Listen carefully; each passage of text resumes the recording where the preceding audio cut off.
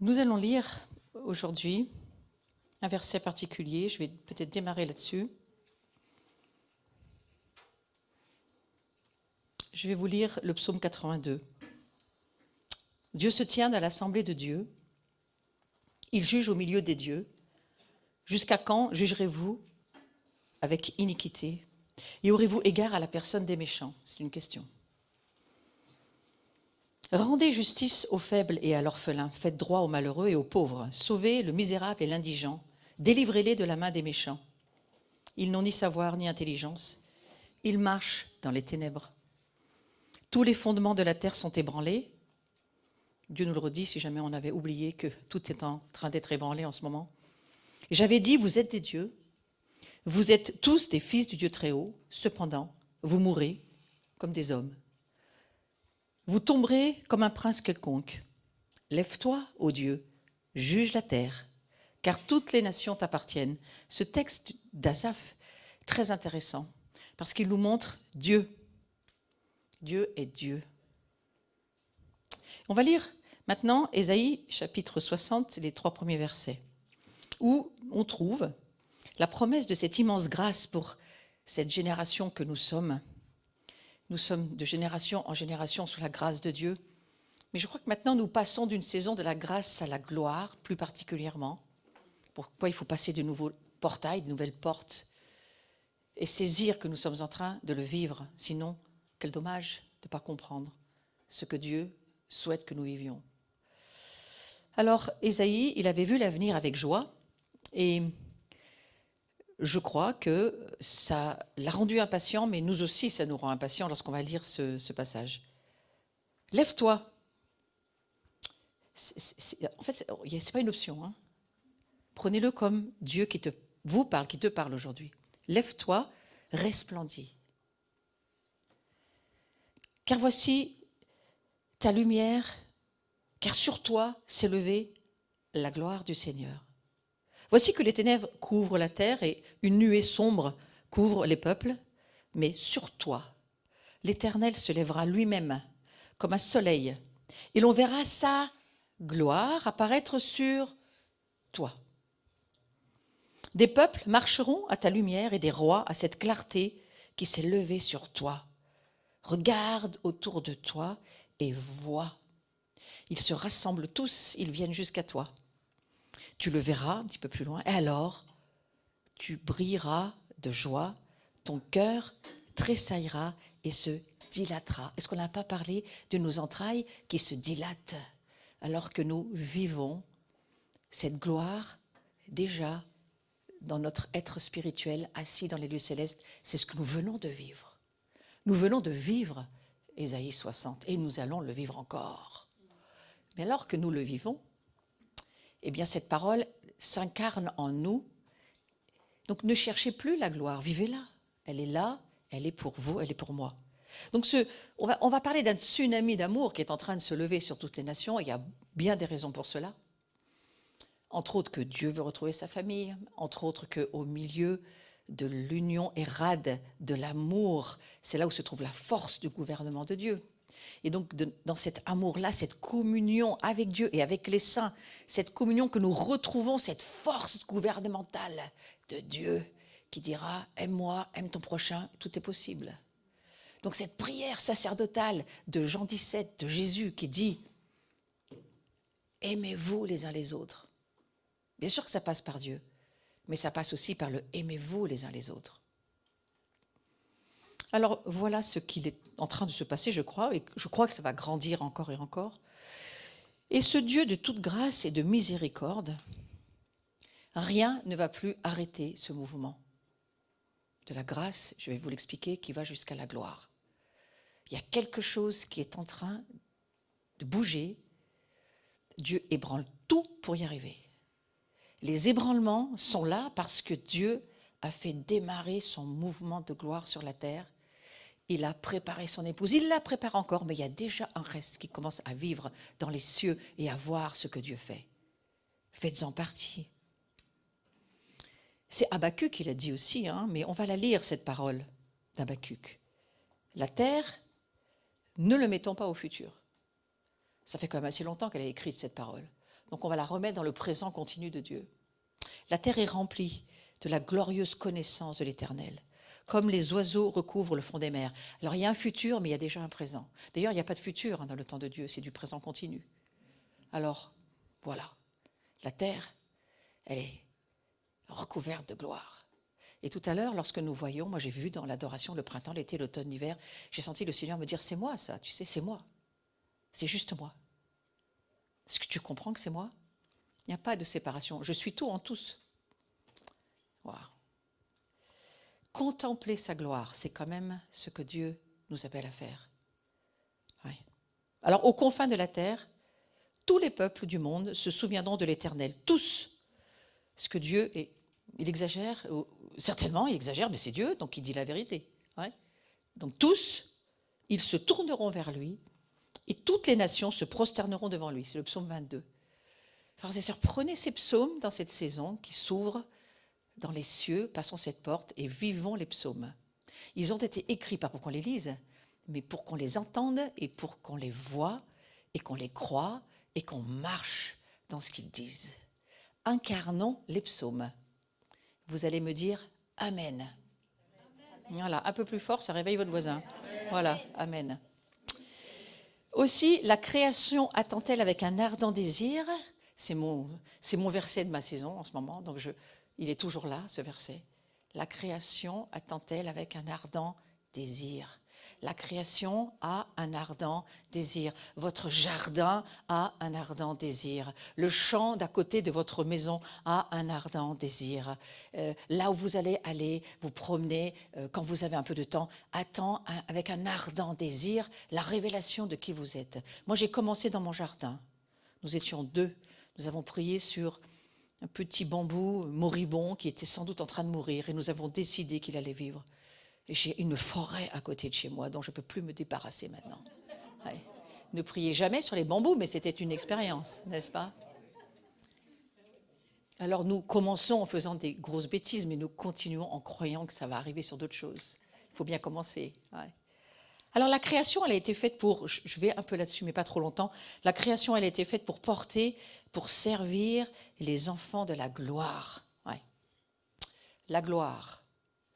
Mais le péché a tout gâché, ça nous le savons tous, et de ce fait, la création est rentrée dans les profondeurs de la douleur, dans les profondeurs de l'enfantement. La création, c'est-à-dire les créatures et la création, nous souffrons tous. Les hommes souffrent, la terre souffre, tout le monde souffre ces douleurs. Dans ce monde visible, il y a beaucoup de douleurs et d'ébranlements. Beaucoup de frustration parce qu'elle ne peut pas remplir sa fonction. Alors si la création souffre, les créatures souffrent, prions ensemble pour que nous puissions rentrer dans les fonctions dans lesquelles nous sommes appelés. Ouais.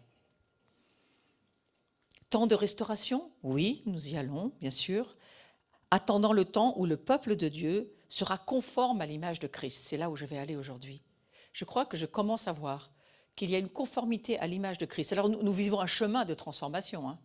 Moi, du petit Jésus dans la crèche jusqu'au grand Jésus, Yeshua, Mashiach de l'Apocalypse, il y a 20 ans qui se sont écoulés. Hein, donc maintenant, je ne vois plus Jésus dans la crèche, je vois Yeshua sur son cheval blanc qui revient dans les nuées, etc.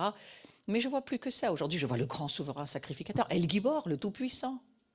Le roi des rois, ne sachant pas vraiment ce qu'est un roi, mais je regarde Jésus et je connais le Père. Donc un roi serviteur, un roi aimant, un roi qui vit une kénose, dépouillé de lui-même, un roi qui fait passer les autres avant lui. Est-ce que c'est un roi? Oui, c'est un roi.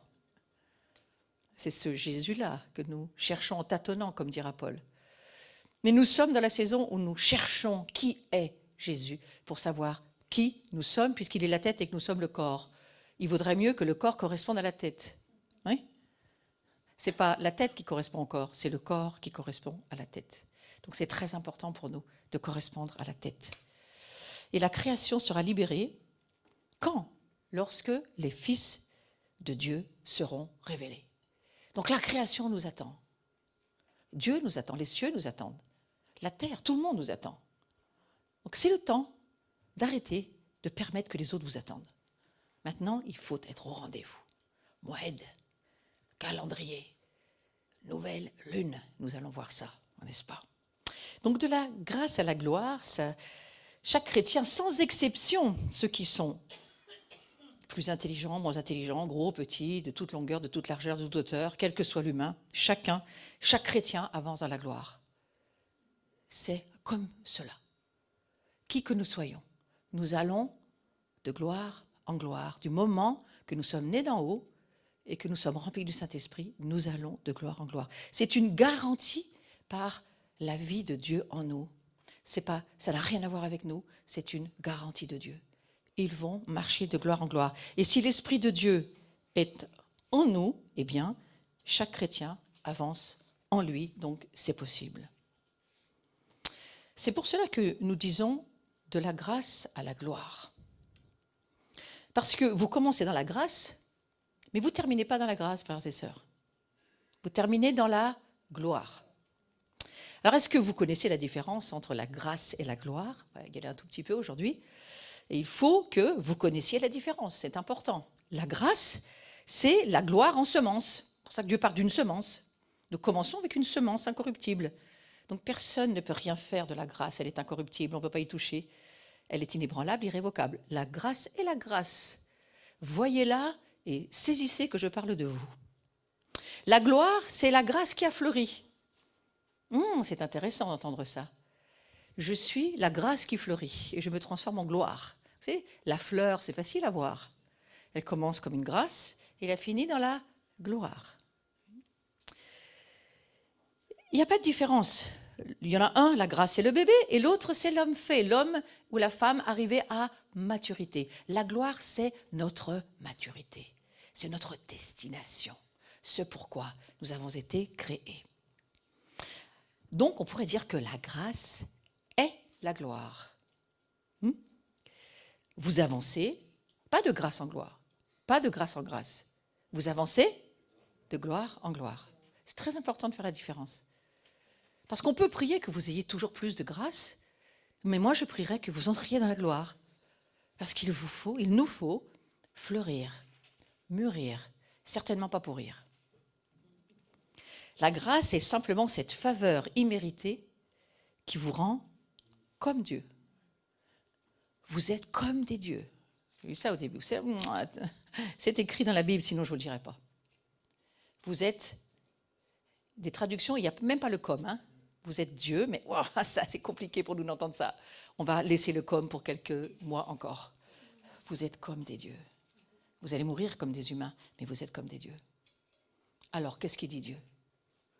Il y a sans doute deux niveaux différents qu'il faut saisir. Oui, il y a des mondes parallèles, bien sûr, il y a des mondes parallèles.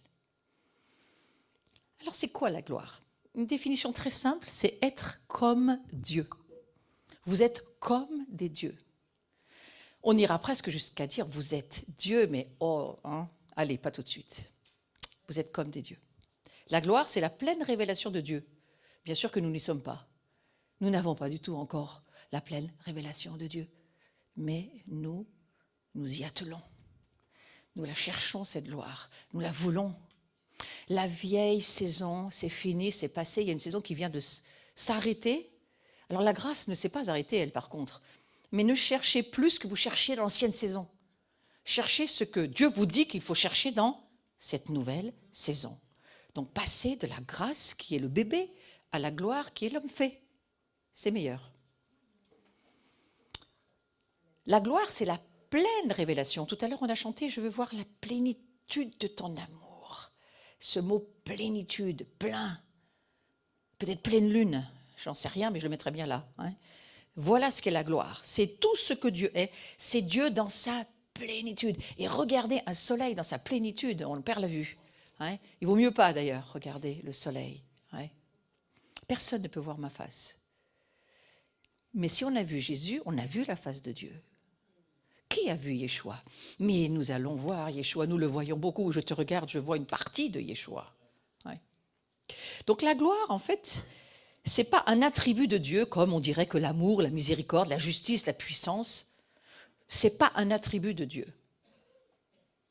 C'est l'ensemble des attributs. C'est la somme totale de tous les attributs de Dieu. Voilà ce qu'est la gloire, puisqu'elle est Dieu.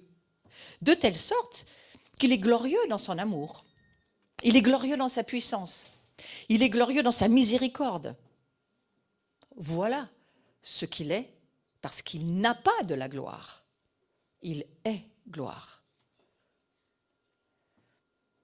Nous n'avons pas de la gloire, frères et sœurs. Nous sommes gloire. Ça demande juste le Saint-Esprit qui envoie son rayon laser de feu dans votre esprit pour tatouer cette révélation qui ne doit plus jamais vous quitter. Vous êtes de la nature de Dieu. Yeshua est mort et ressuscité pour nous. Jésus, mort, ressuscité pour nous, c'est la même chose, c'est le même nom, on va dire en français et en hébreu, pour ceux qui ne sauraient pas que Yeshua c'est Jésus. Eh bien, il est gloire et il est la tête du corps que nous sommes. Si la tête est gloire, le corps est gloire. On ne peut pas faire autrement que de croire cela. Mais il nous faut le Saint-Esprit pour prendre son rayon laser, le tatouer et le révéler et que cette parole devienne vraie et que vous puissiez la croire. S'il décide dans cette saison de révéler sa gloire, c'est lui qui le décide. Mais je redis ce que j'ai dit hier soir, plus nous nous approchons de la gloire qu'il est lui, nous avons une part de gloire. Nous sommes gloire, mais nous avons une part seulement. Nous avons des arts de l'esprit. Lui, il est plénitude de gloire. Et plus nous nous approchons de lui, plus nous vivons dans la repentance de ce qui doit se transformer en nous. N'oublions jamais cela. C'est pourquoi on parle beaucoup de repentance dans cette saison. Mais ce n'est pas de la repentance pour de la repentance. C'est de la repentance pour être de plus en plus glorieux. Donc on va tous avoir de plus en plus envie de se repentir. Vraiment. Parce que c'est le chemin de la gloire, la repentance. C'est la porte, c'est la clé qui ouvre au royaume de Dieu pour devenir ce qu'il est. Donc la gloire de Dieu et la grâce, c'est tout à fait inséparable. Et la gloire, c'est une partie essentielle de Dieu. Le fait que Dieu ne peut pas être Dieu sans sa gloire. Il est gloire. La gloire est Dieu, Dieu est la gloire. Et c'est pour cela qu'il garde tant sa gloire avec vraiment jalousie. S'il y a quelque chose pour lequel il ne veut pas qu'on touche, c'est ça. Ne touchons pas sa gloire, même s'il fait de nous sa gloire. Et c'est pour cela qu'il ne peut pas la partager avec quelqu'un d'autre que lui-même, parce qu'il est extrêmement jaloux de sa gloire. On ne touche pas la gloire de Dieu. Et lorsque la gloire de Dieu est là, l'homme, même qui a de l'onction, il se retire et il laisse la gloire se manifester. Nous devons apprendre dans nos réunions, lorsque la gloire est là, nous on se retire. Onction, quelle qu'elle soit, manifestation de l'esprit, quelle qu'elle soit, don de l'esprit, quel qu'il soit, lorsque la gloire est là, nous on se retire. C'est Dieu qui fait lui-même. Vous savez, quand il fait un miracle, on n'a pas besoin de l'aider. Quand il y a une guérison, on peut mettre de la foi, mais dans un miracle, faites rien, Dieu est assez grand. Et la gloire, c'est une manifestation des miracles aussi. Donc la grâce est un avant-goût de la gloire, et la grâce est le commencement de la gloire. C'est une petite révélation, mais que je vous apporte parce que je crois qu'elle pourrait bien nous aider. C'est simplement la gloire sous une forme non développée, la grâce. C'est juste le début, la semence qui commence. Le trône de la grâce, il est là, mais ce n'est pas le trône de la grâce seulement qui règne, c'est le trône glorieux qui règne. C'est la gloire de Dieu. Pourrions-nous toucher la gloire sans la grâce? Non. Personne ne peut être ce qu'il est sans Dieu. Nous ne savons rien par nous-mêmes, nous ne sommes rien par nous-mêmes, nous n'existons pas dans le monde de Dieu sans Dieu. Nous n'existons que parce que Jésus est mort et ressuscité et qui nous a offert ce qu'il est. Donc nous ne sommes plus ce que nous étions, nous sommes ce que Jésus est éternellement. Pause.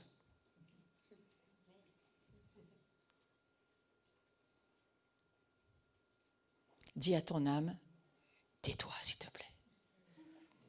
Et dis à votre esprit, t'as entendu. Il y a assez de feu pour que ça devienne réalité spirituelle.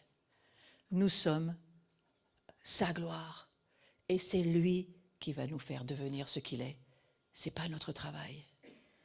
Ce n'est pas notre bon vouloir, nos capacités, ni le mieux qu'on pourrait faire, qui de toute façon ne serait absolument pas en capacité dans le monde de Dieu. Pause.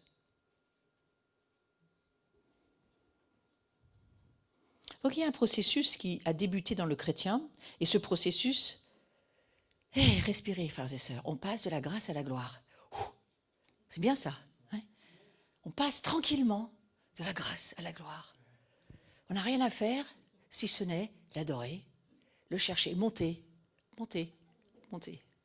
le rencontrer dans sa parole révélée. Le chercher, lui seul. Et la grâce se transforme en gloire, parce que la parole qui était grâce devient gloire. C'est pourquoi nous reprenons certains versets que nous avons lus pendant 20, 30, 40 ans, et tout à coup ils deviennent glorieux. Enraciné et fondé dans son amour, tout à l'heure, cette parole pour moi, j'ai vu un monde, et les 4 saisons de Vivaldi, mais pas seulement de Vivaldi, les 4 saisons de Dieu, se lever sur cette parole, enraciné et fondé dans son amour. J'ai tout, absolument tout créé, et les saisons, c'est moi, dit Dieu. Waouh! La création soupire après notre propre bénédiction. Mettons nos mains là où nous vivons sur la terre et commençons à dire au Seigneur, mais cette terre-là, elle va leur parler à ceux qui y habitent. Ils vont voir qui tu es. Ils vont commencer à se rendre compte que si cet arbre-là n'était pas là, ils n'auraient pas d'ombre l'été. Ça serait insupportable parce que les parasols, ça s'envole, mais pas les arbres. C'est rare, il faut beaucoup de vent. On a un millier de choses pour dire merci à Jésus. Mais il nous faut changer les yeux de notre cœur pour voir la gloire, la création qui n'attend qu'une chose, servir les créatures que nous sommes. Et cette création pleure parce qu'elle voit qu'on ne comprend pas à quoi elle sert. Ouais. Alors il y a un bouleversement qui va se passer. Et ce processus qui a débuté dans le chrétien, qui va nous amener de la grâce à la gloire, eh bien, lorsque le Saint-Esprit vient dans la vie d'une personne, ce qui est notre cas, la vie de Dieu, qu'est-ce qu'elle fait lorsque le Saint-Esprit vient habiter chez nous? Le Saint-Esprit ne souhaite pas que tu restes un bébé. Donc il t'amène très très vite à grandir. Et il va commencer à t'amener une portion de gloire pour que tu puisses grandir. Tu ne grandis que grâce à la gloire de Dieu. Il n'y a rien d'autre que la gloire de Dieu qui te fait grandir. Toi, tu croyais que c'était le nombre d'heures que tu lis la Bible. Toi, tu croyais que c'était le nombre d'heures que tu passes à genoux à prier. Mais pas du tout. Ça n'a rien à voir. C'est bien de le faire, mais ce n'est pas ça qui te fait grandir.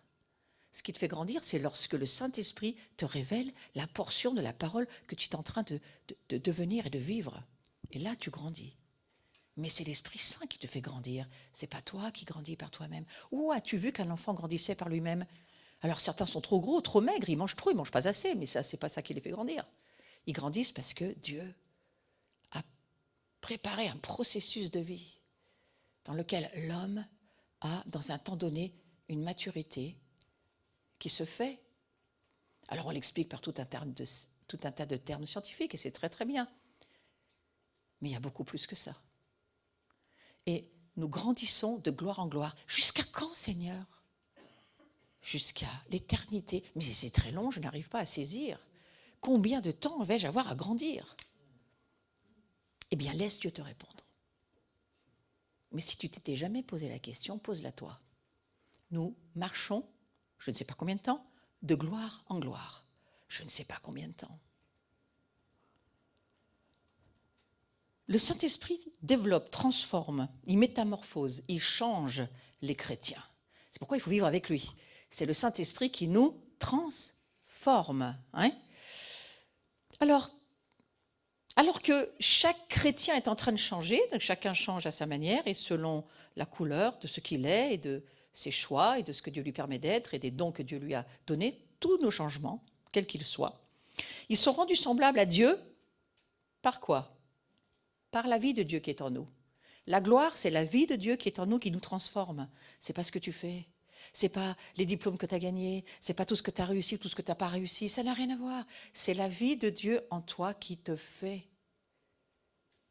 Waouh, pause. Shabbat. On va tous devenir des paresseux? Non, pas du tout. Mais nous ne travaillons pas pour cela. Ne travaillons pas pour ça. Le Saint-Esprit, il est là pour ça. C'est son travail. Ne faites pas le travail du Saint-Esprit. C'est lui qui nous rend semblables à Dieu. C'est lui qui nous fait grandir. C'est lui qui nous révèle. C'est ce que Jésus dira à Pierre. « Ah, tu es le Dieu, le Messie !» Puis il hurle parce que je pense qu'il est content de le dire. Je ne crois pas qu'il l'a dit tout doucement. Moi, Pierre, c'est un impétueux. Donc il a dû lui dire « Tu es le Christ !» Moi, je le sais, je suis le premier à l'avoir vu. Non, non. Ouais, parce qu'on est tous comme ça. Puis Dieu dit « Mais t'es gentil, Pierre. C'est bien. Mais si tu pouvais réaliser que ce n'est pas grâce à toi que tu le sais, mais c'est bien. C'est bien que tu l'aies dit quand même. Tu es heureux, Pierre. » Hein? Comprenez? Il y a quelque chose que j'essaye de dire.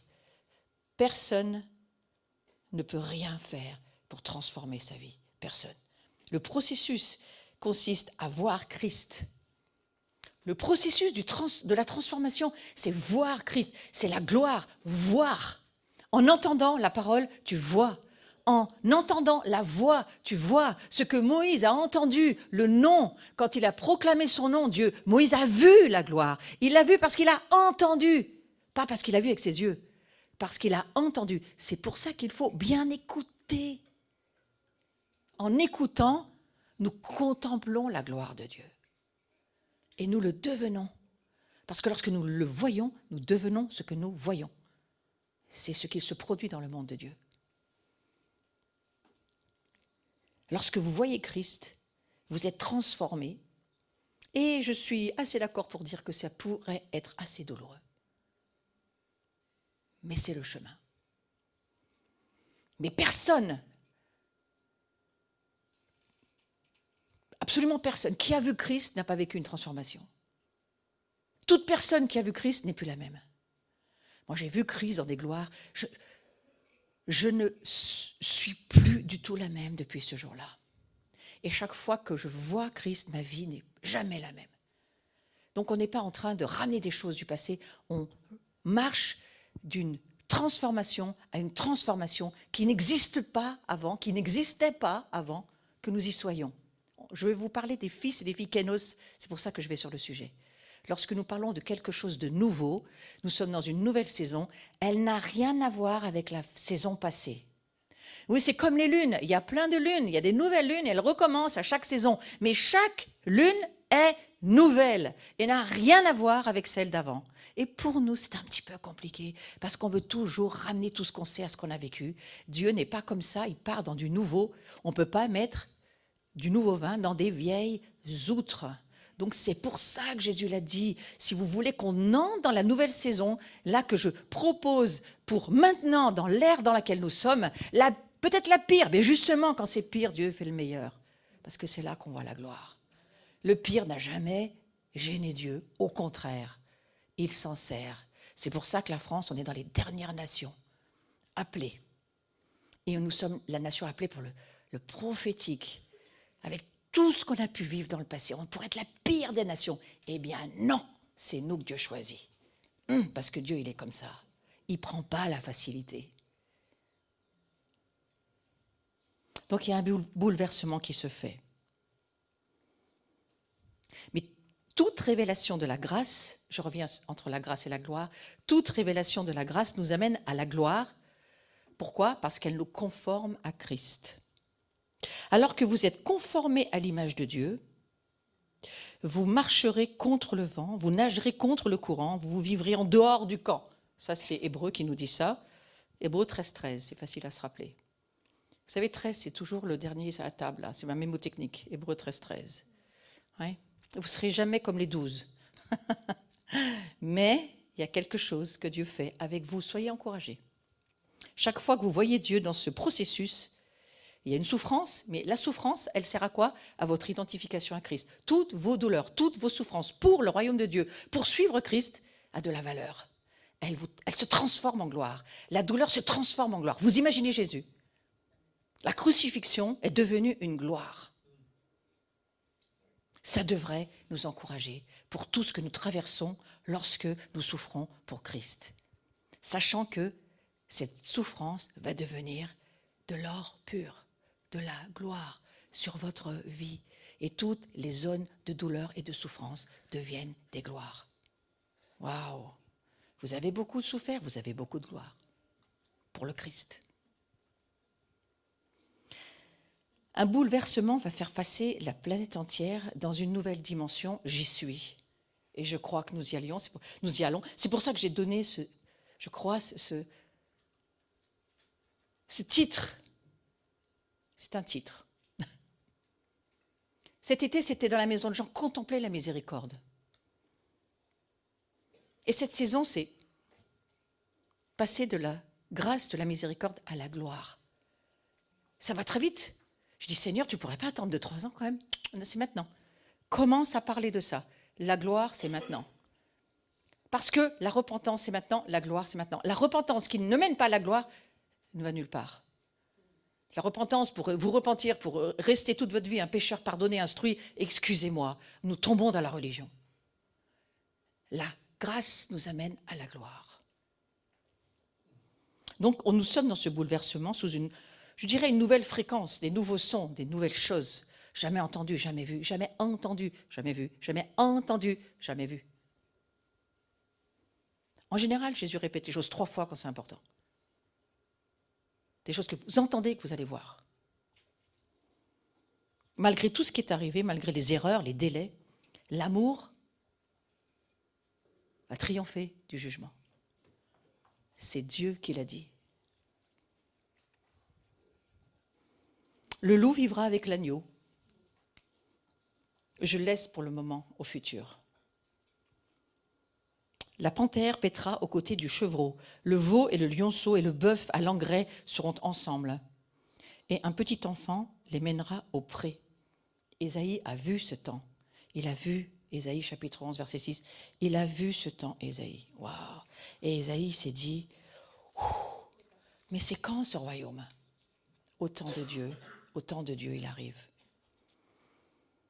Alors, je vais vous lire maintenant quelques versets et vous amener dans la dimension que je comprends être la dimension kénos pour cette saison. Gardez vos ceintures encore un tout petit peu, s'il vous plaît. Restez attachés à votre chaise quelques instants. Après, on détachera les ceintures. Je vais vous lire Romains, chapitre 8, verset 29, dans 2 versions. La première est celle-ci. En effet, ceux que Dieu a connus d'avance, on parle de nous ici, il les a aussi destinés d'avance à devenir conformes à l'image de son Fils, afin que celui-ci soit l'aîné de nombreux frères et sœurs. C'est notre appel de vie. Je vous le lis dans une autre version, la Mirror Translation. Dans le Fils, nous pouvons voir le modèle original désiré par Dieu pour notre vie. Il est le premier-né de la matrice révélant notre propre genèse.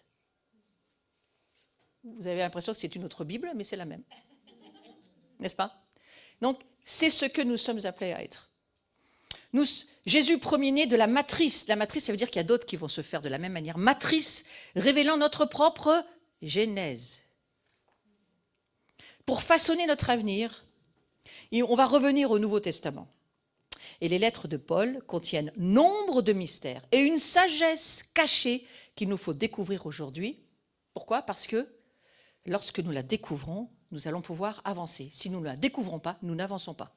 C'est pourquoi il faut monter pour découvrir cette sagesse. Mais qui est ce premier-né, né d'une matrice divine?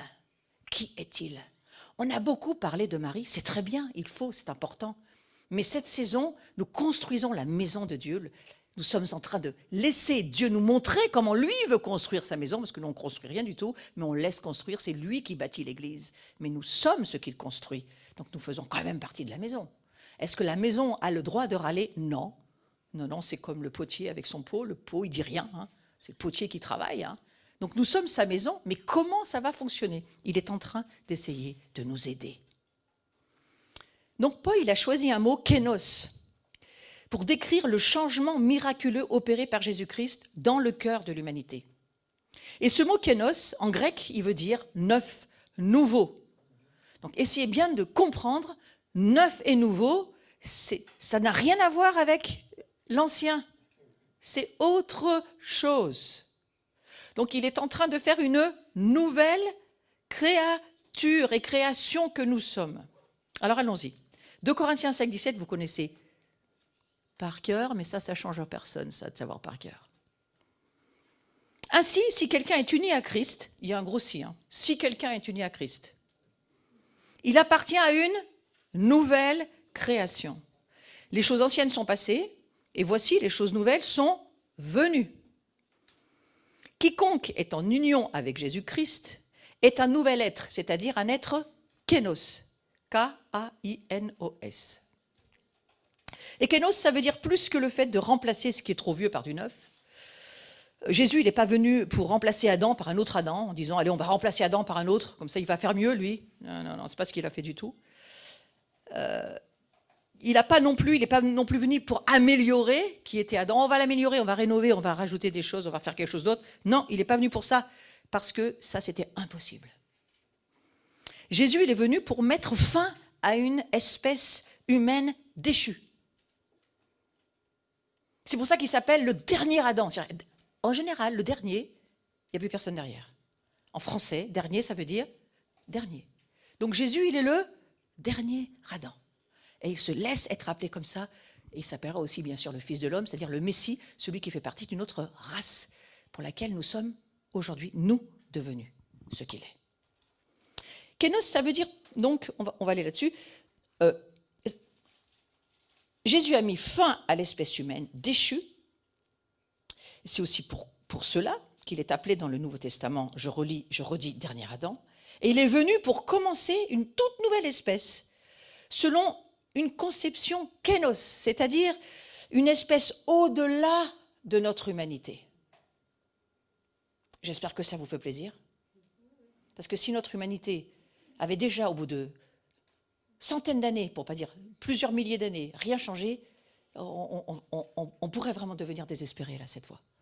Mais Dieu ne veut pas que nous désespérions. Il veut que nous gardions l'espérance. Donc il a gardé pour la fin des rouleaux qu'il est en train d'ouvrir. Laissez-le ouvrir un nouveau rouleau aujourd'hui dans votre esprit pour garder pas seulement une espérance, mais pour voir ce qu'il veut vous dire que vous êtes. Alors on y va. Donc Jésus vient pour commencer une nouvelle, c'est-à-dire kénos, espèce, selon une espèce au-delà de ce que nous sommes dans notre humanité, vivant en union avec Dieu et auquel Dieu a donné une grâce, c'est-à-dire une capacité habilitante, c'est la définition de la grâce, une capacité habilitante, parce que cette capacité habilitante de la grâce, elle va nous permettre de se transformer en gloire, pour manifester son royaume sur la terre et faire sa volonté. Je ne crois pas que nous puissions ni faire sa volonté sur la terre, ni même la prier, si nous sommes ce que nous sommes dans notre humanité. Les changements se font parce que l'Esprit Saint est en nous et que c'est l'Esprit Saint qui, en entendant la parole, l'accomplit. Nous naissons à nouveau simplement parce que nous croyons, dans notre cœur, nous parlons. Et alors que nous parlons, exactement comme Dieu a parlé à Moïse, il a fait voir sa gloire, nous naissons gloire de Dieu. Pas beaucoup d'amen, mais ça ne fait rien. C'est notre union avec Dieu, c'est le fait que nous vivions en union avec Dieu qui fait que l'homme a reçu une capacité, écoutez-moi bien, illimitée à se développer. Qui vous a dit qu'on avait une limite dans notre développement spirituel? Qui? À part vous-même? Personne. Dieu est éternel, et on l'a assez prié tout à l'heure, la hauteur, la profondeur, la largeur, la longueur,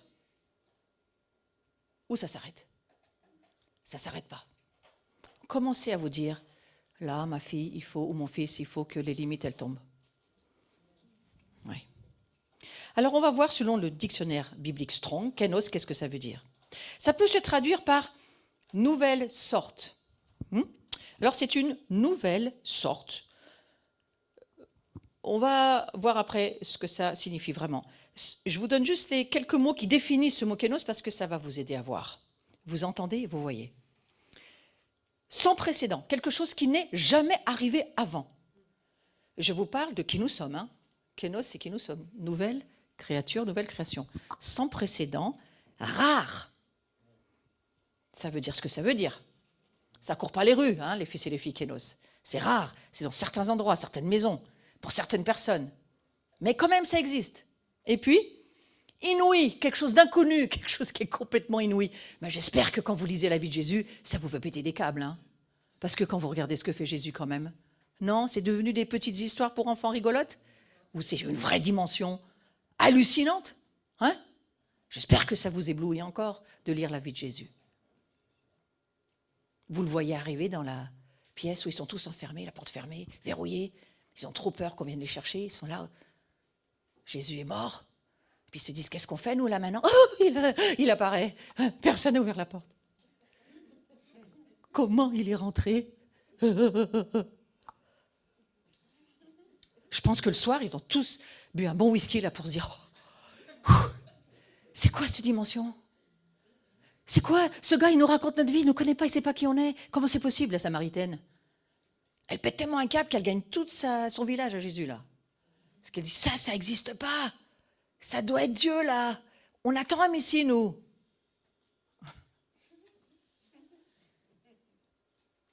Vous habituez pas à lire la Bible comme des histoires d'enfants. C'est des vraies histoires. Elles existent en vrai. Alors, inconnu, ça veut dire, par le Larousse, qu'on ne connaissait pas jusqu'alors. On ignore l'identité. Vous ignorez votre identité jusqu'à ce que Dieu vous la révèle. La nature, on ignore la nature. On ignore les caractères. On n'a jamais fait l'expérience. Jésus est une expérience. Les fils et les filles kénos, ils font l'expérience de qui est le feu. Moi, les premières fois que j'ai reçu l'onction, je pouvais brûler sur place. Sauf qu'après, je me suis presque habituée en me disant, bon, bah, c'est Dieu. Mais quand même. Quand même. Et ce feu, tu peux l'activer et faire qu'il puisse faire beaucoup d'autres choses.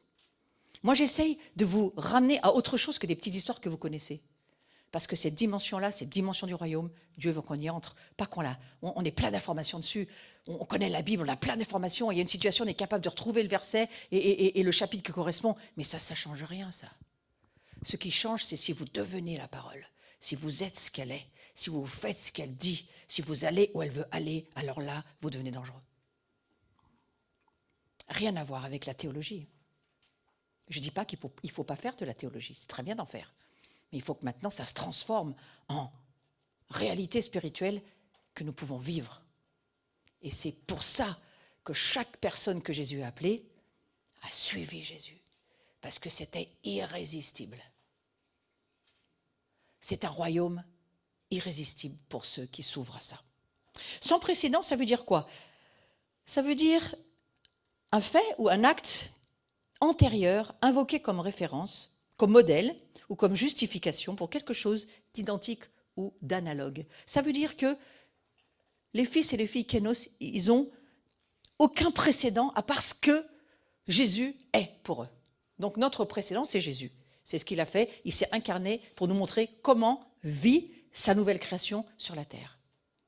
Alors, ce n'est pas seulement guérir les malades, mais quand même, ce n'est pas seulement chasser les démons, mais quand même, ce n'est pas seulement ressusciter les morts, mais quand même, il y a beaucoup de choses à faire, et il y a beaucoup de choses, parce que la création, elle nous attend, elle attend que nous vivions dans cette dimension parallèle, qui est la seule réalité spirituelle. Ce que nous vivons ici, c'est passager, ça va passer.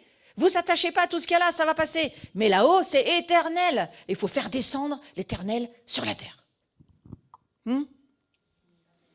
Donc, si je résume ces adjectifs, ça veut dire que le monde n'a jamais vu des êtres comme nous. Bizarre. Oh, ils sont bizarres. Ils sentent leur enfermé. Il y en a, ils sortent jamais de leur maison de prière. Ils ont une drôle d'odeur. Ils ont une drôle de couleur. Ils sont bizarres, ils sont curieux. Ils ne sont pas comme nous. Ils ne nous ressemblent pas. Ils ne parlent pas comme nous. Ils ne chantent pas comme nous. Ils n'aiment pas ce qu'on aime. C'est le monde qui parle là. Ils sont bizarres. Ouais, des êtres qui ne connaissent pas. Ils ne savent pas qui on est. Mais quand ils ont vu Jésus, les disciples, mais c'est qui ce gars-là? Il était là, maintenant il a disparu. Il est passé où? On ne l'a pas vu partir, il n'y a pas de porte. Il y a une foule, il ne pouvait pas partir, et il n'est plus là. Mais comment il a fait? Vous connaissez la téléportation? La transportation, vous connaissez aussi, Philippe? Les anges qui viennent, qui descendent, qui viennent vous donner à manger, qui viennent vous parler, ça vous intéresse cette dimension? Vous voulez rester pour être compris du monde, mais vous mourrez avec le monde. Ouais? Mourrez avec le monde? Non. Sans précédent. Il n'y a rien qui peut servir de référence à qui nous sommes. Il n'y a pas de référence. La seule référence qu'on peut avoir, c'est d'être unis à Christ et dans l'union mystique, c'est là où je vais, rencontrer qui il est et le vivre. Dieu appelle un peuple. Appelle-t-il tout le monde dans cette dimension? Je ne répondrai pas. Mais il appelle un peuple prophétique. Maintenant, un sacerdoce prophétique. Je crois que le prophétique et le sacerdoce, c'est la même chose. Il n'y a pas de sacerdoce sans être prophétique, il n'y a pas de prophétique sans être un sacerdoce. Et ce sacerdoce prophétique, il nous appelle maintenant à le meilleur dont je parlais hier soir. Dans Jean, chapitre 1, versets 46 à 47 à 48, quand Jésus va dire à Nathanaël, « Nathanaël, c'est bien, tu sais que je suis Dieu parce que je t'ai dit que tu étais sous le figuier. » Franchement, sérieux, là, on est dans du petit, là, hein. Parce que toi, tu vas voir d'autres dimensions. Je t'appelle à vivre autre chose, Nathanaël. Monter, descendre, voir les anges et faire descendre les cieux et parler des cieux sur la terre et ramener les cieux sur la terre et amener une humanité à avoir envie des cieux. Et je crois que l'Église, c'est des maisons où Dieu va voir simplement s'installer, trouver un foyer chez lui et va dire « On est bien, là c'est chez nous, on y reste. » Et puis les gens vont venir. Ils ne viendront pas vous voir, vous. Ils viendront voir le patron de la maison. Même vos plantes vertes, elles ne seront pas comme celles des autres. Vos animaux, ils ne mourront pas, ils vivront très vieux. Vos plantes vertes ne vont pas mourir, même si vous ne les arrosez pas, parce qu'il y aura une présence de Dieu dans votre maison. Mais est-ce que vous vous attendez à ça? Oui, moi je crois. Moi je crois. Il faut être comme des enfants pour entrer dans le royaume de Dieu. Il faut laisser à la porte tous vos raisonnements, votre intelligence, votre humanité. Moi, je laisse mon humanité à la porte quand je rentre dans cette salle. Je dis, Seigneur, nous ne sommes pas des humains. Nous sommes comme des dieux. Remplis de toi, pas de nous. Et quand on te voit, eh bien, c'est toi qui vas le faire. Et il y a d'autres dimensions aujourd'hui. Dieu nous appelle dans d'autres dimensions. Kénos, alors c'est quoi? Accrochez-vous. Je prends cette définition que j'ai trouvée très bien. Ce n'est pas moi qui l'ai prise, mais je l'ai récupérée. Je l'ai trouvée très belle. Kénos, c'est un immortel en métamorphose. On dit toujours on passe du ver au papillon, c'est bien, mais je ne crois pas ça s'arrête là seulement. Il y a une affaire d'immortalité dans la métamorphose. Et ceux qui étaient dans les unions mystiques, tous les saints dans l'Église, quels qu'ils soient, Thérèse d'Avila, Saint Jean de la Croix, tous ceux qui ont vécu ces vies mystiques, ils savaient, ils connaissaient, ils étaient au courant. Thérèse de Lisieux, elle était au courant. Il y a beaucoup plus. Ils pouvaient ne pas manger pendant des mois et vivre, même manger et même pas boire. Alors, la réforme, qui s'est trouvée très intelligente, a commencé à dire « Ouais, mais tout ça, c'est du diable !» Mais pas du tout.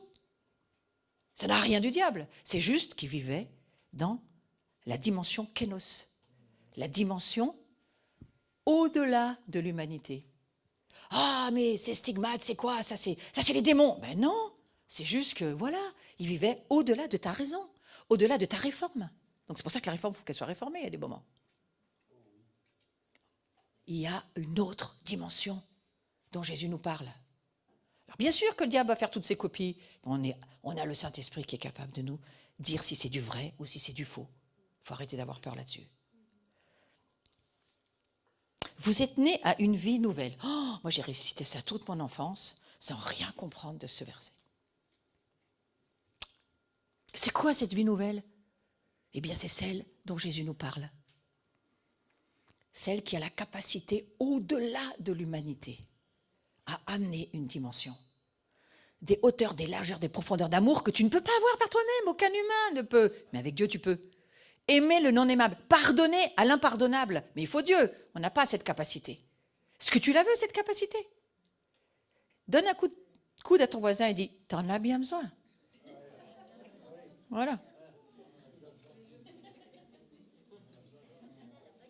Alors, je vais vous lire cette version. C'est une autre version, mais elle est intéressante à écouter. Vous êtes nés à une vie nouvelle, non d'un homme mortel, mais d'une semence immortelle. Enfin, est-ce que vous croyez que vous êtes immortel maintenant? Oh oui, mais j'ai tellement de péchés, 2000 ans que l'Église n'a pas arrêté de condamner tout le monde pour dire, tu as trop de péchés, tu ne peux pas être sauvé. Oh, mais c'est une offense à la grâce. Hein? N'offensez pas la grâce. Sans quoi, comment elle va devenir gloire? Hein? Donc nous sommes nés d'une semence immortelle, la parole vivante, éternelle de Dieu. Pourquoi est-ce que nous n'arrivons pas à rentrer dans ces dimensions? Parce que nous ne mangeons pas le livre. Je ne veux pas vous dire de lire le livre. Ce n'est pas lire le livre, c'est écouter la voix du livre. C'est plus juste de dire ça comme ça. Écoutez la voix du livre. Écoute Israël. Et puis, le Saint-Esprit dira à Josué, après Moïse, il faut que tu médites cette parole jour et nuit, Josué, pour que tu aies du succès. Méditer, ça veut dire murmurer. Donc il faut que tu parles sans arrêt la parole, nuit et jour, jour et nuit. C'est comme ça, en entendant ma voix, tu vas rentrer dans une autre dimension. Donc ne lisez pas la Bible pour lire un livre, mais écoutez la voix du livre qui vous parle. Et en entendant, vous allez voir. Vous allez voir. Amen. Donc on est une création entièrement nouvelle, une semence immortelle, la parole de Dieu vivant. Dis à ton voisin, fais-moi découvrir la parole de Dieu en toi. J'ai besoin. Moi aujourd'hui j'ai découvert la parole de Dieu en écoutant Hélène et même Cathy. Dans la maison de prière que nous sommes, j'ai entendu Dieu. La parole en elle m'a transformée, encore et encore. Nous sommes la parole de Dieu. Ne lisez pas le livre, ça ne sert à rien. Devenez le livre, c'est beaucoup mieux. Ouais. La parole de Dieu, elle a un propre ADN, et nous, cet ADN-là, nous l'avons aussi. C'est un ADN spirituel, immortel. Et le jour où notre corps passe, la métamorphose se fait totalement, la délivrance est totale, mais nous sommes plus que jamais vivants éternellement. Nous nous endormons, nous muons, c'est comme certains animaux, ça nous fait bien comprendre des choses. Mais cet ADN que nous sommes aujourd'hui surpasse largement tout ce que nous étions. Et je crois que nous sommes aujourd'hui une espèce qui va au-delà des limites de la vie et de la terre. Si nous lisons la Bible avec les yeux de la révélation, en entendant la voix de Dieu, tout ce que Dieu nous dit, nous le devenons, nous le sommes, nous passons à autre chose.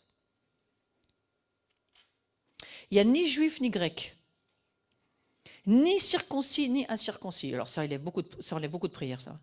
Ni barbare ni scythe, ni esclave ni libre. Mais Christ est tout et en tous. Il est tout, Christ. Il est tout quoi? Tout. Mais tout quoi? Tout. En tous. C'est un mystère. Nous passons une porte, je vous rappelle qu'on monte l'escalier. Et tout à l'heure, j'ai dit à Solène, il va nous falloir un parachute là, avec la porte que tu nous... Eh bien, le parachute, c'est le Saint-Esprit. Mais j'espère que je vous emmène dans un voyage aujourd'hui.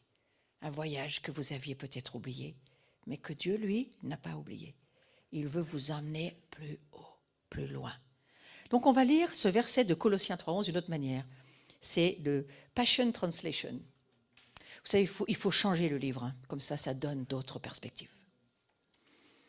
Alors lisons ce verset de Colossiens 3:11. Dans cette nouvelle création, kénos, nouvelle, je vous rappelle, votre nationalité, ethnicité, éducation, statut économique ne font aucune différence, ils n'ont aucune valeur. Pause. Car la véritable valeur de cette nouvelle vie, kénos, est Jésus-Christ et il vit en chacun d'entre nous.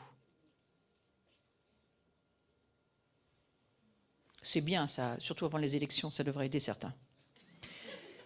Cela signifie que dans cette nouvelle création, nous sommes libres de notre nationalité, ne perdez pas tout votre temps devant les débats, ethnicité, éducation ou statut économique. Ils n'ont aucune valeur.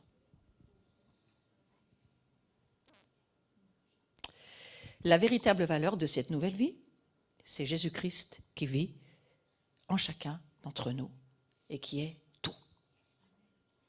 Donc nous avons en nous tout. Dis à ton âme, tais-toi s'il te plaît. Dis à votre esprit, absorbe. Absorbe. On est en train d'avoir le vertige là. Hein? Absorbe. Nous sommes libres des limites humaines, frères et sœurs. Donc c'est même pas la peine de dire aujourd'hui dans certaines réunions danser, je pense que dans quelques temps, il y en a qu'on verra voler. C'est déjà arrivé. C'est déjà arrivé. Oh, il a dû faire de la sorcellerie parce qu'il est en lévitation. Mais dans certaines réunions, c'est déjà là. Il y a des personnes qui se lèvent de leur chaise. Ce sont des pasteurs délivrés qui se lèvent de leur chaise. Dieu manifeste sa puissance en disant, mais arrêtez de penser que je suis limité à votre humanité.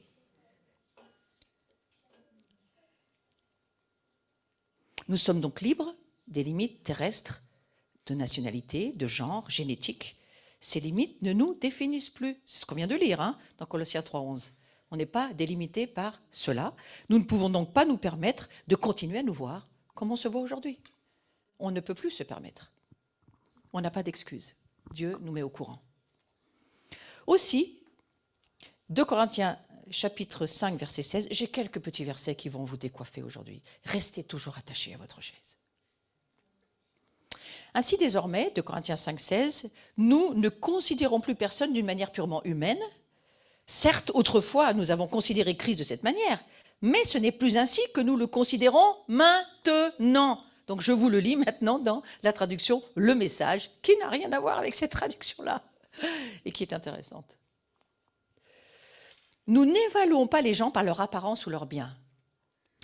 C'est ce qui est arrivé à Jésus, et les gens ont fait une grave erreur, nous le savons maintenant. Nous ne l'évaluons plus ainsi, heureusement. Nous regardons à l'intérieur, et ce que nous pouvons voir, c'est que quiconque s'unit à Jésus reçoit l'opportunité de recommencer à zéro. C'est une nouvelle création. C'est une création kénos. Moi, j'ai chanté et braillé pendant toute mon enfance et mon adolescence. On a une vie nouvelle en Jésus, sauf que moi, je le disais de la terre et que je ne comprenais rien d'autre que la terre. Et aujourd'hui, je pense qu'on entre dans une autre saison où on dit « il y a autre chose pour le peuple de Dieu ». Il y a autre chose pour ce reste qui se prépare et qui va manifester un amour tellement immense que là, il nous faut vraiment, vraiment le Saint-Esprit pour que le monde voit qu'on s'aime, puisque nous n'avons plus de limites terrestres, de nationalité, de genre, génétique. Ils auraient dû dire de confession aussi, là. J'ai pris une définition, mais il en manque quelques-uns.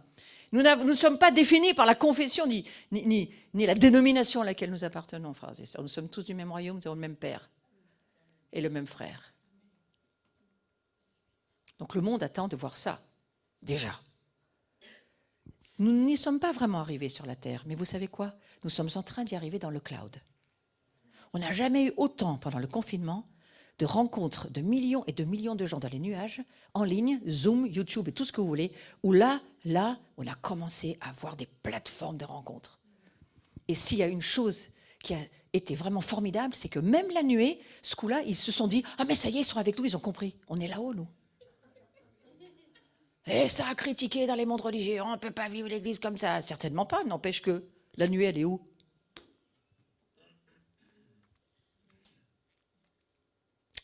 Je ne dis pas qu'il faut vivre l'église locale comme ça. Je dis que nous pouvons vivre des nouvelles dimensions. La technologie nous le permet parce qu'elle est prophétique. Et que tout commence dans le naturel pour aller dans le spirituel. Gardez vos lunettes roses. Hein? Enlevez les noirs. Lunettes, je parle. Donc, on n'est plus les mêmes. Dis à ton voisin, ah mais on ne va plus être les mêmes là aujourd'hui. Là. Il y a quelque chose qui nous ébranle. Ouais. On ne va plus être les mêmes. Ouais. Non. Ouais. Il faut cesser de prétendre être ce que nous ne sommes pas. Ouais. Ne prétendez pas ce que vous n'êtes pas. Nous sommes des saints. J'entends partout. Moi, ça a été mon grand message il y a 2-3 ans. Arrêtez de dire que vous êtes pécheurs. Ça commence à être entendu dans certains endroits. Nous sommes des saints qui péchons encore, de moins en moins. Dis à ton voisin, presque plus.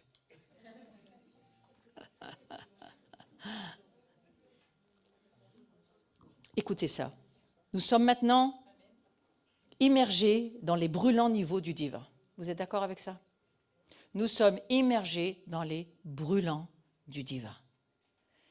Parce que Dieu est un feu et qu'il vient avec son feu et qu'il lève de plus en plus son feu parce qu'il nous purifie, parce qu'il détruit nos chaînes, parce qu'il nous délivre. Ce feu est un feu purificateur magnifique. On va y passer 7 fois, hein, disait Isaïe chapitre 6. Le petit reste de Dieu, il a beaucoup de fois à passer dans le feu parce qu'il est de plus en plus pur. Ce qui est pur le sera de plus en plus, mais ce qui est impur le sera de plus en plus aussi. Donc nous faisons partie de ceux qui vont être de plus en plus purs. Et alors que nous devenons de plus en plus purs, nous devenons de moins en moins impurs. Lorsque Christ apparaîtra, lui qui est votre vie, alors vous paraîtrez vous aussi avec lui dans la gloire. Où est-ce que vous allez apparaître? Oh, c'est pas bien convaincant. Hein. Dans la gloire. Ça, on va apparaître dans la gloire. Donc, il faut commencer à s'y habituer parce que c'est là où nous sommes déjà en train d'aller, le haut de l'escalier. Commencez à vous préparer dans la gloire. C'est là. Mais comment y aller si on ne sait pas que c'est là où on va? Alors Dieu nous dit, c'est pas comme Abraham, je te dis pas où je t'explique où tu vas. C'est quoi l'adresse? Je ne sais pas, mais c'est dans la gloire. Ouais, d'accord. Parce qu'une âme qui essaye de s'accrocher au glorieux, il lui faut toujours une adresse. Hein. Et Dieu dit, j'ai pas d'adresse, c'est moi l'adresse. C'est unis-toi à moi et tu as l'adresse. C'est dans mon union mystique avec moi que tu as l'adresse. En fait, l'adresse, c'est Jésus. Elle est courte, elle est simple. Je vous lis Colossiens 3,4 d'une autre manière, la traduction The Mirror. La vie exacte en Jésus-Christ est maintenant reproduite en nous. Dites ça avec moi. La vie exacte en Jésus-Christ est reproduite maintenant en moi. Nous sommes révélés à ses côtés dans la même béatitude. Ce n'est pas une prière catholique, hein, c'est une prière normale. D'accord. Nous sommes un avec lui. Tout comme sa vie nous révèle au monde, notre vie le révèle aussi. Tout comme sa vie nous révèle au monde, notre vie le révèle aussi. Vous êtes en train de dire, je suis uni avec Christ et je commence à le révéler. La gloire commence à faire son effet dans ma vie. Et j'y vais de gloire en gloire. Mais aujourd'hui, je passe de la grâce à la gloire. Amen. On continue un petit peu. La traduction de The Passion Translation de 2 Corinthiens 5, 17. Maintenant, si quelqu'un est en Christ, il est devenu une toute nouvelle création. Tout ce qui appartenait à l'ordre du passé a disparu. Regardez bien, tout est nouveau et neuf. Et je crois qu'à chaque saison, Dieu veut nous dire, voilà, à chaque nouvelle lune, à chaque mois, à chaque moment de ta vie, tout est en train de devenir nouveau. Parce que c'est un kénos qui, sans arrêt, va t'emmener dans des dimensions nouvelles que tu ne connais pas. Donc, tout ce que tu connaissais bien, mais prépare-toi à des choses que tu ne connais pas. Et je crois que les médias prophétisent, alors que nous, parfois, nous nous endormons. Terre inconnue, ça vous dit quelque chose? Terre inconnue, c'est là où Dieu me dit, on doit aller dans des terres inconnues. Et ces terres inconnues, elles sont à découvrir dans les cieux d'abord. Que ta volonté soit faite sur la terre comme au ciel. Allons chercher la volonté de Dieu dans les cieux et laissons-la descendre sur la terre. La meilleure des choses que nous puissions vivre, c'est de monter et de descendre, avec les anges qui vont venir avec nous. Et on va ramener sur la terre ce que nous avons expérimenté dans les cieux. Il y a beaucoup de choses à visiter, beaucoup de choses à aller voir. Alors il y a des cours de justice, vous en entendrez parler, et je ne crois pas qu'on puisse y rentrer et y aller à notre guise. Il y a des lieux où Dieu nous appelle, c'est lui qui nous appelle à y aller, et nous irons s'il nous y appelle, mais préparons-nous.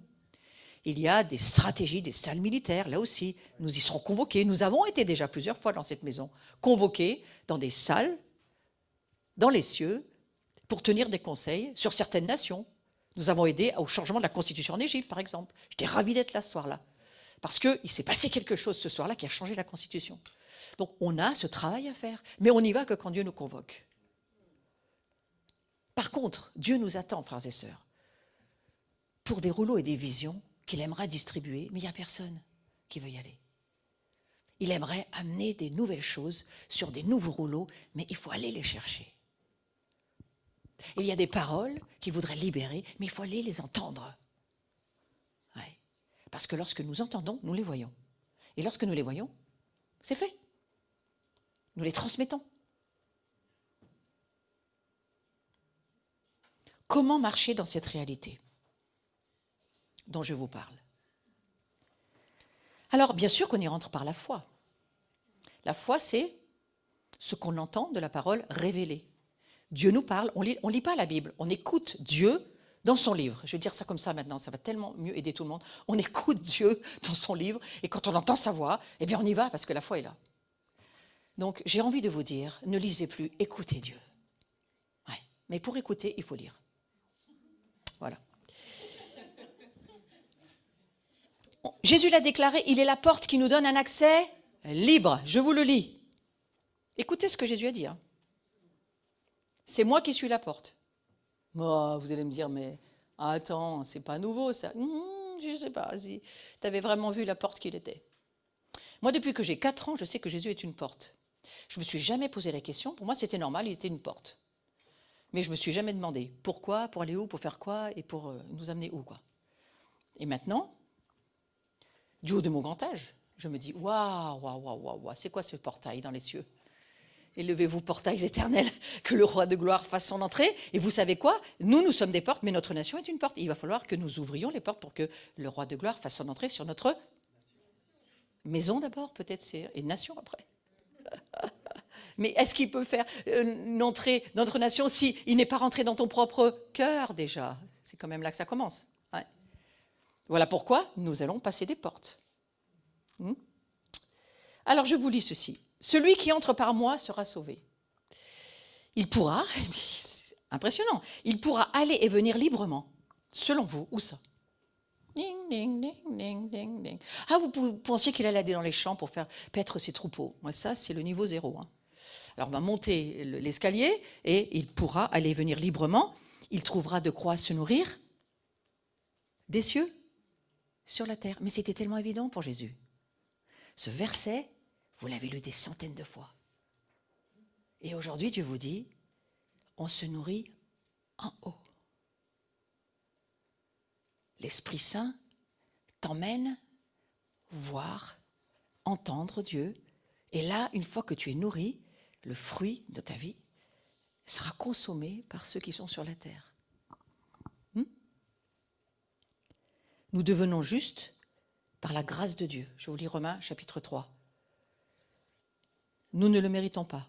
C'est par Jésus-Christ que nous devenons justes. Dieu déclare les hommes justes par la foi en Jésus-Christ, et cela s'applique à tous ceux qui croient, car il n'y a pas de différence entre les hommes. Tous ont péché, en effet, sont privés de la gloire de Dieu. Ça, c'est la chose la plus triste. Nous sommes tous privés de la gloire de Dieu. Et ils sont déclarés justes par sa grâce. Donc la grâce, c'est la porte pour la gloire. Je vous le redis, mais ici c'est très clair dans ce verset. C'est un don que Dieu leur fait par le moyen de la délivrance apportée par Yeshua. Celui qui te permet d'entrer dans la gloire, c'est celui qui t'a ouvert la porte de la grâce. Est-ce que tu peux le voir? Est-ce que tu peux voir que l'agneau immolé, son sang, c'est l'alliance qu'il a fait avec son peuple, avec nous. Dans l'alliance, il ouvre les portes du salut. Pour tous. Et je nous redis, écoutez ça dans une version un peu différente, The Message. Par pure générosité, Dieu nous a déclarés justes avec lui. C'est un cadeau. Il nous a sortis du gâchis dans lequel nous étions et nous a restaurés là où il a toujours voulu que nous soyons. Il l'a fait par Jésus.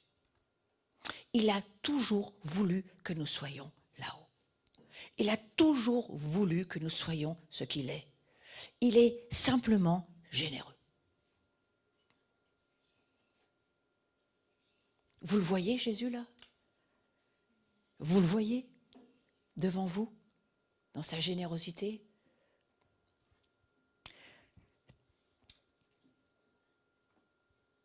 Je vais vous lire une autre traduction sur Galates 2, 19, 20. Dieu m'a donné la vie en Christ. Quel effort humain peut améliorer cela? Les termes qui me définissent aujourd'hui sont co-crucifié et co-vivant. Christ en moi et moi en lui. Pour moi, c'est le verset pour aujourd'hui. Co-crucifié, co-vivant. Dis à ton voisin, ça fait beaucoup de co, ça. Hein? Co-crucifié, co-vivant. Donc l'humanité entière, elle est co-crucifiée et elle est co-vivante aujourd'hui. C'est important de le comprendre. C'est fini. Nous sommes maintenant co-vivants. La race mystérieuse, au-delà de notre humanité, est enfin arrivée. Les voilà, ils débarquent. C'est nous, les co-vivants. Hein? Alors écoutez ce qu'ils font, les co-vivants. Je ferai des miracles, et là-haut, dans le ciel, et ici-bas sur la terre, des signes prodigieux, du sang, du feu et des colonnes de fumée. Et j'ai bien aimé une petite sœur qui m'a amené tout à l'heure une image que j'avais déjà vue, qu'elle m'avait envoyée, mais un signe dans les cieux, elle sort d'une réunion, une immense croix dans le ciel, dans un ciel de feu. Mais oui, nous voyons les signes, bien sûr. Mais oui, Dieu met des signes pour nous dire, tu fais partie d'une autre race. Il y a des tas de gens, ils ne voient pas ça, mais toi tu vois. Je te montre qui je suis, où je suis, ce que je suis en train de faire. Je te parle par tout ce qui est autour de toi. Vois ma gloire. Monte l'escalier. Décolle du plancher des vaches. Ouais. On est appelé à grandir à tous égards. Et ça parle d'expansion dans la vie glorieuse que Jésus a prévue pour nous. Il nous faut de l'expansion. C'est pour ça qu'on parle d'expansion apostolique. Nous ne nous suffisons pas aujourd'hui du prophétique. Il faut de l'expansion. Et pour de l'expansion, il faut de l'apostolique. Alors, créons des centres d'expansion, des endroits où nous allons pouvoir étendre les choses beaucoup plus que là où nous en sommes. Nos maisons, c'est une chose. Les centres, c'en est une autre. Et on va s'étendre, étendre le royaume de Dieu au travers de la dimension surnaturelle que Jésus nous offre. Parce que qu'est-ce que Dieu veut au fond? Rétablir ses fils et ses filles, bien sûr. Faire une grande moisson, bien sûr. Mais il va les mettre où, tous ces gens-là? Dans sa maison. Et il va falloir que des centres s'ouvrent et que ça soit de grands centres pour accueillir toute une moisson. Mais qui croit à ce que Dieu dit? Moi. Faites gaffe, les anges, ils notent. Les anges, ils notent, ils voient les doigts en l'air.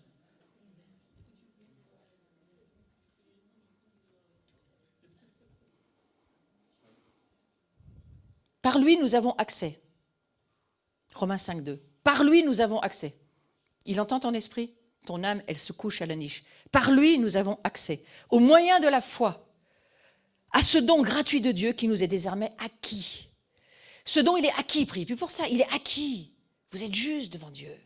Vous êtes des fils et des filles de gloire. C'est acquis, c'est fait. Acquis, ça veut dire fait.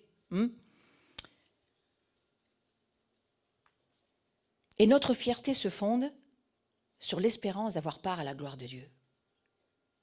Moi, j'ai l'espérance de la gloire de Dieu. J'en veux beaucoup plus, mais j'ai l'espérance de la gloire de Dieu. Parle à ton âme. Mon âme, t'entends ce que je suis en train de te dire? J'ai l'espérance de la gloire de Dieu dans ma vie. J'ai l'espérance. Dans l'union mystique, vous savez, certains ne vivaient plus du tout dans ce monde et ils vivaient déjà dans ces dimensions de gloire que Dieu propose à certains d'entre nous.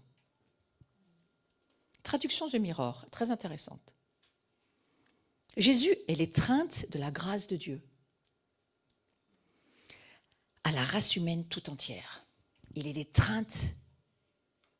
Il est l'étreinte. Vous la sentez, cette étreinte, aujourd'hui sur vous? Il est l'étreinte de la grâce. Il nous a étreints de sa grâce. Et nous sommes là, nageant dans la béatitude, radieuse de notre innocence rachetée. Nous sommes là, nageant. Comment vous pouvez nager si vous êtes sur terre? Vous pouvez nager que si vous êtes dans les cieux. Dans les cieux, vous nagez, vous volez. Vous avez des capacités au-delà des limites humaines. Et Jésus voudrait vous amener dans ce domaine-là, où il vous dit, vis par mon esprit une dimension différente de celle de la terre. Et c'est en cela que tu pourras rester connecté tout le temps avec moi. Je crois que même certains martyrs, j'ai souvent pensé qu'Étienne ne souffrait pas comme on aurait pu le dire, parce qu'il était dans une union mystique où il ne sentait plus ce qui se passait au niveau de son corps. Je ne l'affirme pas, je dis que je le pense. Je pense que certains mystiques ne sentaient pas ce qu'on leur faisait parce qu'ils étaient tellement unis dans une réalité de vie. La réalité est dans l'invisible. Ce n'est pas le visible réel. Donc la réalité étant tellement réelle pour eux, ils ne sentaient plus ce qui se passait dans leur corps. Pour certains, on pensait même qu'ils étaient morts. Ils étaient bien vivants. Hein. Si vous les pinciez, ils faisaient aïe. Ouais. Mais leur vie n'était pas ici.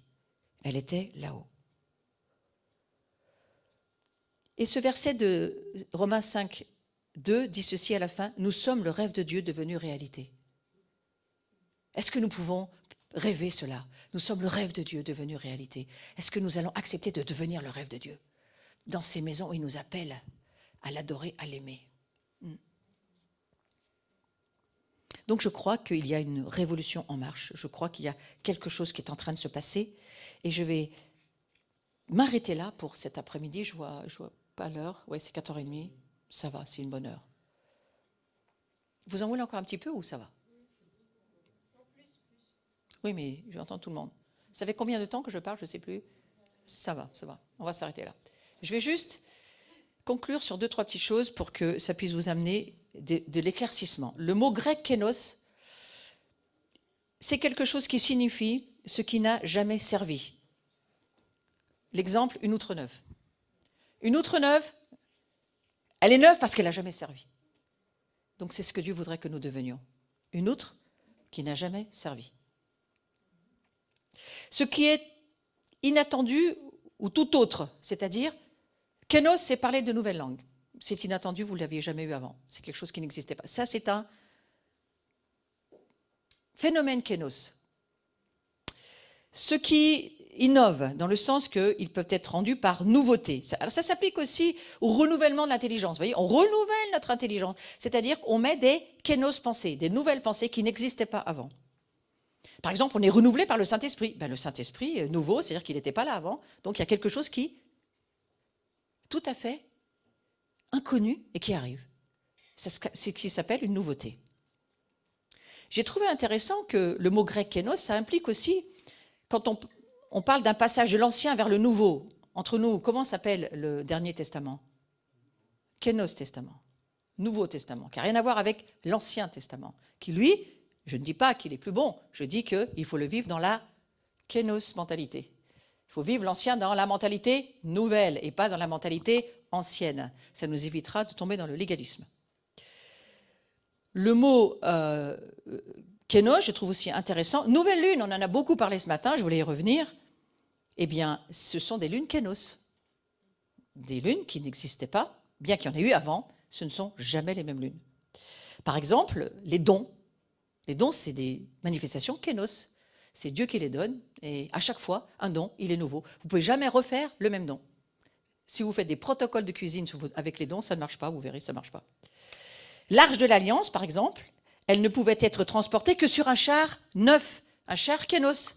Si tu touchais au char, ça voulait dire que tu salissais ce qui était pur et neuf. Et donc, t'en mourais. On ne rigole pas avec les affaires kénos de Dieu, hein. On ne rigole pas. Le manteau neuf porté par Aïa, je ne sais pas comment on dit son prénom, qui a été partagé en 12 pièces là, c'est pareil, c'est un manteau kénos, c'est-à-dire un manteau neuf. Dieu, parfois, dans une saison, va dire « Je t'enlève ton vieux manteau, je t'en mets un autre ». Il n'aura rien à voir avec le manteau de la saison passée. C'est un manteau qui n'existait pas, que Dieu crée pour toi, juste pour ce que tu vas avoir à faire dans cette saison-là. Et si l'Ecclésiaste affirme, de manière assez désabusée, qu'il n'y a rien de nouveau sous le soleil, à votre avis, qu'est-ce qu'il raconte l'Ecclésiaste? Par contre, le psalmiste, lui, il prie le Seigneur de lui donner un nouvel esprit.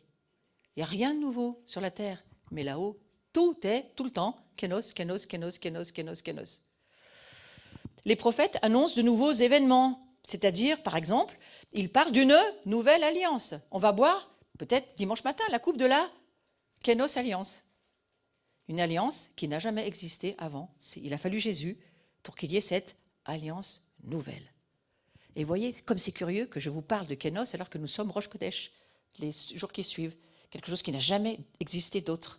Dieu est en train de dire, est-ce que vous comprenez ce que j'essaye de vous dire? Ésaïe en particulier, il affirme que le peuple de Dieu aura un nouveau nom, un Kénos nom. Un nom nouveau. Nous allons avoir un nom nouveau. Il y aura des nouveaux cieux et des nouvelles terres. Kénos cieux, Kénos terre. 72 fois quand même dans la Bible, le mot Kénos, 72 fois. C'est la saison pour parler de ce mot Kénos. Et Dieu dit qu'il va y avoir des nouveaux événements. Il va y avoir des événements Kénos, jamais sont nouveaux, inouïs, rares. Quelque chose qui n'est jamais arrivé. Quelque chose de neuf, qui n'a rien à voir avec ce qui s'est passé avant. Quelque chose que tu ne connais pas, d'inattendu. C'est ça la dimension Kénos. Et Ézéchiel, il annonce que l'homme sera régénéré, donc il sera un homme Kénos, quelque chose qui est renouvelé, qui n'a jamais existé avant. J'espère que vous commencez à voir qui vous êtes un peu plus ou encore moins qu'avant. Ça dépend où vous vous trouvez. Je suis quelqu'un qui n'existe pas avant et qui existe maintenant. Et je ne sais pas qui je suis, mais je suis. Ouais. Et je crois que c'est peut-être là qu'il faut en arriver pour avoir envie de monter dans les cieux. Pourquoi monter dans les cieux si on sait tout? Si on a déjà compris la Bible dans nos théologies et nos doctrines. Ouais. Mais Dieu n'est pas une doctrine. Il fait chaque jour, chaque matin, chaque lune, chaque chose nouvelle. De façon à ce qu'on n'y se retrouve pas du tout sans lui. Et Israël se réjouit d'une délivrance qui interviendra dans un temps Kénos, un temps nouveau, un temps glorieux.